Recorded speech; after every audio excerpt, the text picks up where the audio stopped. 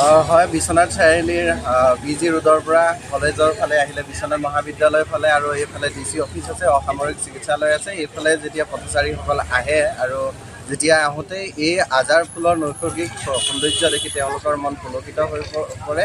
আৰু এই আজাৰক লৈ আপোনালোকে গম পায় বিভিন্ন সময়ত গীত মাত কবিতা আৰু কাষতে বিশ্বনাথ মহাবিদ্যালয় আছে। বিশ্বনাথ মহাবিদ্যালয়ৰ ছাত্ৰ ছাত্ৰীসকলৰ মাজত আজাৰৰ দেশক লৈ যি আৱেগ, যি অনুভূতি, সেই অনুভূতিসমূহ বিভিন্ন সময়ত কবিতা গান এইবিলাকৰ মাজত লিপিবদ্ধ কৰি আছে।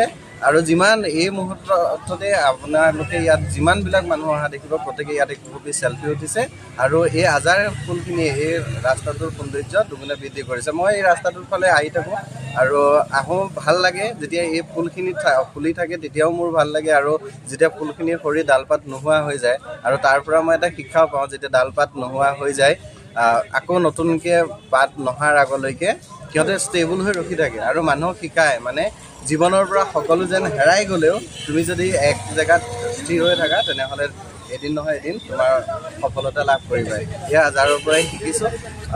মোৰো আহি ইয়াত খুব ভাল লাগে।